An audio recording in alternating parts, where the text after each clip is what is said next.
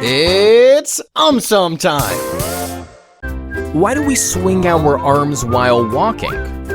'Cause everybody wants to become Michael Jackson. Nah. When we walk, we usually take a step and swing the opposite arm forward. Why we do this is something scientists are still trying to figure out. However, as per an experiment, it was found that when we swing our arms, we use 12% less energy as compared to when we hold our arms still. This means normal arm swinging is not muscle-driven, but instead they naturally move like a pendulum. Some experts even suggest that arm swinging helps balance our body's rotational motion. When we put one leg forward, the pelvis twists or rotates sideways. Thus, forward swing of the opposite hand counterbalances this rotation, helping us walk straight. However, some people believe that arm swinging might be an evolutionary remnant of our ancestors who used all their four limbs to walk.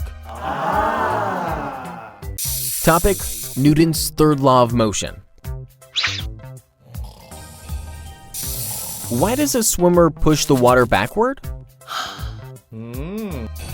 Oh no, there's a hole in the boat. Now, how will you reach the shore? Don't worry, do as I say. Jump in the water and push the water backward with your hands. This will help you to move forward towards the shore.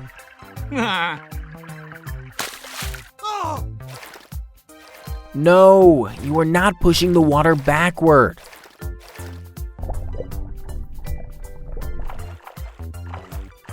See, you are moving forward towards the shore. Do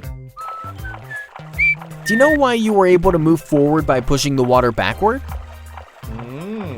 To understand this, you need to learn about Newton's third law of motion. Hooray!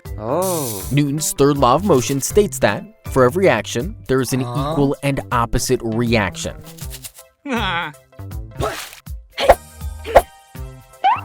Nah, not that action.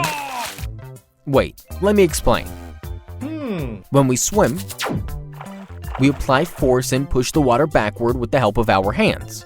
This is action. In response to this action, the water pushes us forward with an equal force. This is reaction. Thus, in order to move forward and swim, the swimmer pushes the water backward. Why are some people left-handed? 'Cause their left hand is much beautiful than their right. Oh, you are unbelievable. Actually, till now, it is not fully understood why some people are left-handed while others are right-handed. A theory suggests that genetics might play a role in determining the hand dominance. As per the theory, when a baby is developing in the womb, there are two forms of genes known as D and C which the baby can inherit from its parents. If the baby inherits D gene from both the parents, then the baby will surely be right-handed. If the baby inherits D gene from one parent and C gene from the other, then the chances of baby being right-handed are much higher. However, if the baby inherits C gene from both the parents, then the baby will either be right-handed or left-handed. The chances are 50-50. Why do our fingers get wrinkly? 'Cause they want to look like raisins. No. A popular research suggests that wrinkly fingers are a reaction of our nervous system. When our fingers are in water for a long time, our nervous system causes the blood vessels present in the deeper layers of our skin to constrict. This in turn causes the deeper layers to shrink or contract. But as the topmost layer does not shrink, it becomes loose, thus forming small folds or wrinkles. But why does this happen? Scientists suggest that this could be an evolutionary adaptation.